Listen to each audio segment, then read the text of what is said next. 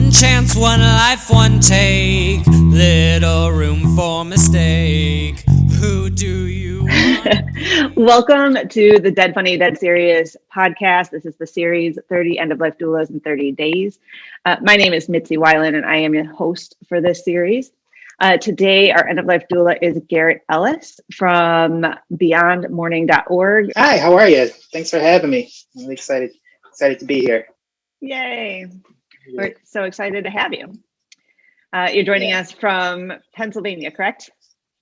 Yes, yep. I live in central Pennsylvania, Lancaster County area in Amish country. It's been here for 15 years or so, me and my family. So it's home now. Originally from Connecticut, but it's home now, and just happy to be doing the work in the local area. Yeah. So we'll dive right in. Can you tell Awesome. everyone a little bit about your why? Why did you decide to become an end-of-life doula? Yeah, absolutely. It's a bit of a story, but I'll give you the condensed version. So I've always, for some reason, been around death and dying most of my life. I think, like a lot of people, I had an experience when I was very young. My first experience with death, where my mom passed away pretty traumatically at 7 years old. She was hit by a car in front of me. And, obviously that was really traumatic, and it took a long time for me to grieve and to work through that process. And years later, as I was considering, career and what I wanted to do with my life, I was just finding that I was always the one people were inviting to funerals to, speak on behalf of family, or just always finding myself around those circles. And I found that I was motivated to become a doula by really feeling like if I could do anything to alleviate some of the pressure and pain and the grief that I experienced in any way, I wanted to do that for people. Again, part of that why also was my counselor when I was 7. He gave me a really useful tool to help me deal with my grief. I actually went mute for about 6 months, and he gave me a composition notebook and a pencil and told me to write until I felt better. And I literally have been doing it ever since. So it was that process of bringing the writing world together, the writing world and grief work together, figuring that out along the way. When I was a teenager, I didn't know what to do. I didn't even know what an end-of-life doula was. Honestly, I actually didn't know what an end-of-life doula was until about 5 years ago. But always finding myself in that world again and wanting to really pull together those two worlds of writing and death work. And so that's why Beyond Mourning, on my private practice, is about memorializing lives through the written word and helping to support people at end of life. So what I do is I'm a ghostwriter by trade, and I write memoirs. So I take people through that process of really thinking about their legacy, thinking about their life story as they're reaching the end, and leaving something behind for their family, as well as doing a lot of the physical support at end of life as well. So it's really just those two things that I really enjoy, those two worlds, that marriage. So yeah, that's kind of my why. Yeah. What a powerful story on bringing those two things together. Right. Thank you. Yeah, it's been a long journey, like grief is in any way. It takes as long as it needs to. But I found that a lot of things that I pursued in life just always ended up in that world. I went to college in Connecticut and studied English. So I have a bachelor's in creative writing and English literature. And after school, I just found that I didn't want to teach and I didn't really know what else I was going to do with the English degree. So I fell into a relationship with a genealogist who had a bunch of research that just needed to be turned into a narrative, and I did it, and I've kind of been doing it ever since. So, building that memoir practice along the way.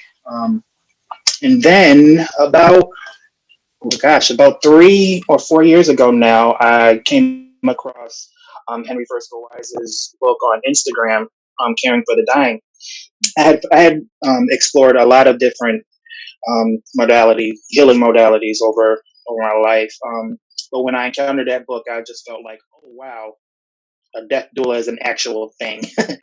What I had been doing for all my life, it was like, oh, this is an actual field. And so I read that book, and I probably marinated over it about a year before jumping into training with an elder. So I took that training in 2019.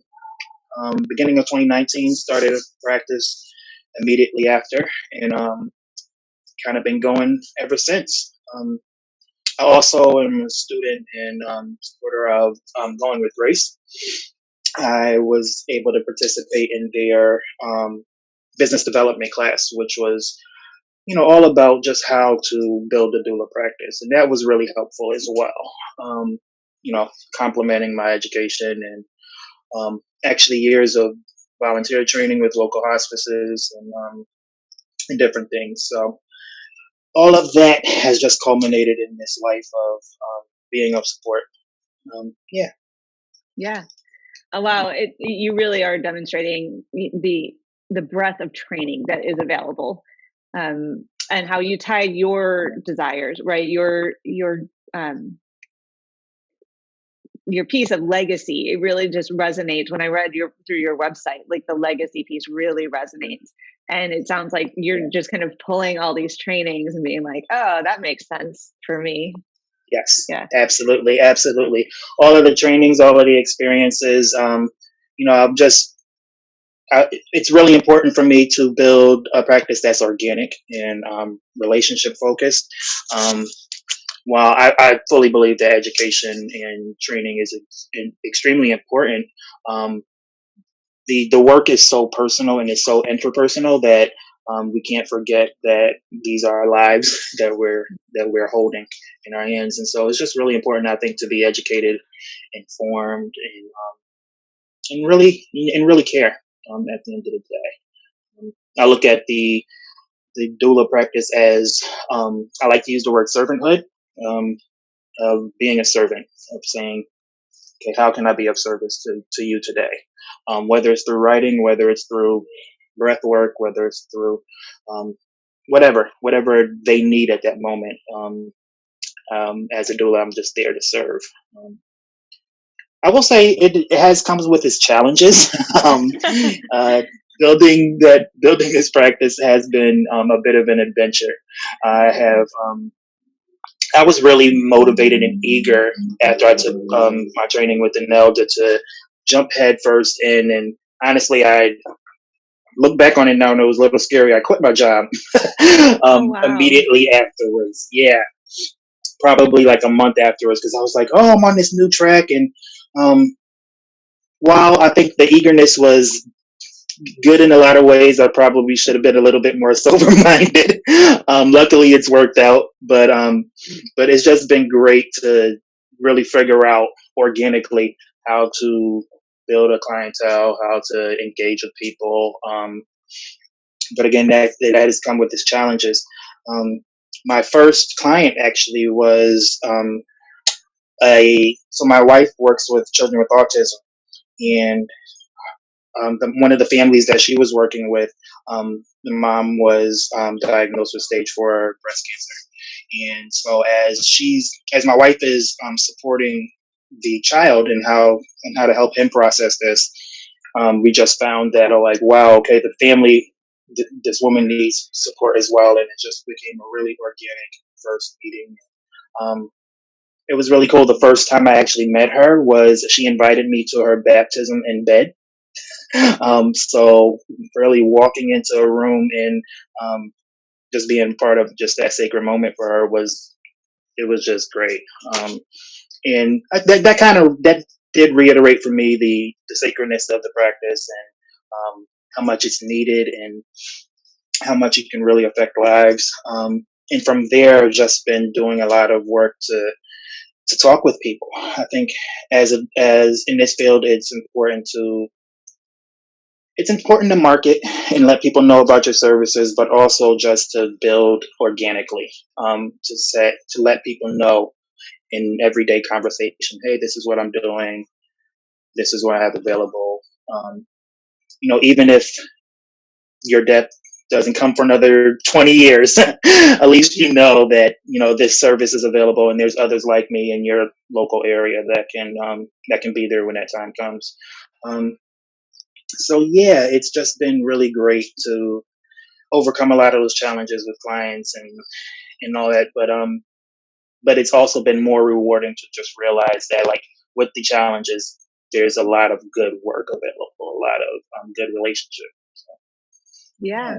And I mean, I'm hearing, and I think that the people that are listening to this, they really are going to find a lot of value in that, is that it's organic and planning is important, right? Taking a class on business for end-of-life doulas is just as important as allowing the organicness to come through, and that you're getting educated and educating the public. I mean, there's just a lot of push and pull on that, and it's a lot of work. But it's also rewarding, right? Absolutely, yes. And I think in order to educate, you have to be educated. You have to have information, and all those things. So I absolutely agree. It's such it's a fine balance.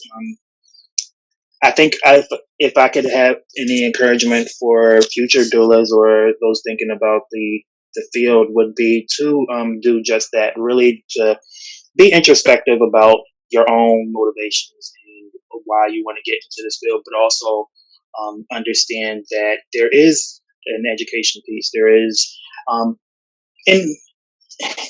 and I believe in formal education, absolutely. But I think there's just so many different avenues. There's so many different ways to educate yourself, whether it's through a local hospice, an online training, books, just doing whatever's necessary, certification programs, doing whatever's necessary to pull in that information so that you have something to give out. I think that's really important. Yeah.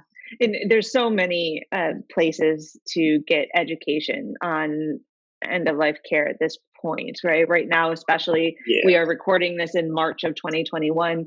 At the end of a really hard year for the world, but end-of-life doulas were separated from their job in a lot of instances because they couldn't be bedside. Absolutely. So it is we have this new space, and I think there's a lot of education happened this year, which is so great. But it's almost overwhelming. So thank you for sharing who educated you and how that inspired you in different ways, and that you got training in different places. Because I think people looking at being an end-of-life doula, or even ones that already did it, they're like, oh, I resonate with Garrett and what he does, and he went to these 2 training places. I think that those are the spaces where we learn from each other in this field. Absolutely. Yeah. Thank you.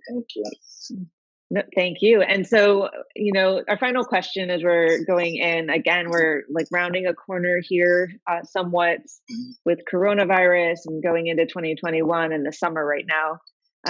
What are your hopes for the end-of-life doula field and in your business in general too? Yeah, absolutely. Well, I like to dream big. To be honest, what I resonated with one of the questions that I had in the business development class. One of the last things that we were asked was, how do we want our business to affect the world? And oftentimes, we think about our own communities or our own sphere of influence, but I think it's okay to dream larger than that at times. And so for me, one of my dreams is to make legacy work as normal as breathing, as to have doula work be as common as a life insurance practice, a life insurance purchase, or medical insurance, or just for there to be an expectation that as I approach the end of my life, who's my doula? who's going to be that person for me. And so with my business, the way that plays out is that I would just love to have tools into the hands of every person that I meet, that would empower them to be able to look at their own life story and say, towards the end of it, I'm able to process it. I'm able to pass it on to the generations coming behind me. I'm able to really have a time where I can look at my life and understand and maybe process regrets, do whatever work is necessary to really look at their life and say, I'm worthy, I'm accepted, I've been loved, all these different things. I think in my work, I've often found that there's one of the fears that both the dying and those that they are leaving behind experience is the fear of being forgotten. And so, or forgetting the person who they're losing. And so my work, I just really hope to be able to empower people to say, hey, you can leave your story behind, or B, you can know who your loved one was. You can really know their story and have something to remember them by. So that's really important for me. But yeah, I think like any other end-of-life doula I met, that we just want the work to be common. We want it to be in the hands of every person. It's just be an expectation. Like mental health, like anything else, like medical insurance, I would hope that end-of-life work is just something that people expect at the end of their life. Yeah. I love and to see these great organizations like Anelda, Going Grace, all these places, just see them in the spotlight more, for the world to say, hey, these places exist. The service is available. I meet so many people who are like, I don't end of life, a death doula, or end of life coach. What is that? I didn't even know that was a thing. And I'm like, yeah, there's plenty of people out here doing great work, and we just want to make it available and accessible. Yeah, I love that you dream big. I love it. I'm with you on that big dream. Everyone listening, I hope they hear that, and I hope they share that with everyone, that everyone is worthy of taking the time to reflect on their life and create that legacy gift that helps their loved ones. I'm a big advocate of reducing death trauma and in family systems. That's kind of my push, and so that's part of it, right? Is doing that legacy work and giving yourself that time to do it. Yeah, absolutely, especially when you're healthy, and you have the time. There's nothing wrong with. My wife calls me a little morbid, but I talk about a funeral and what I want, like, all the time.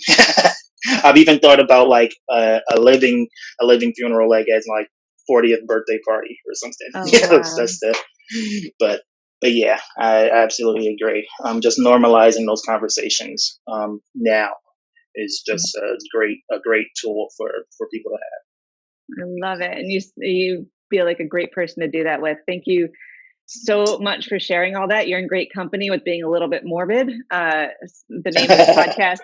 The name of the podcast is Dead Funny, Dead Serious. We thrive on that, being accessible, and it sounds like you really are present for people.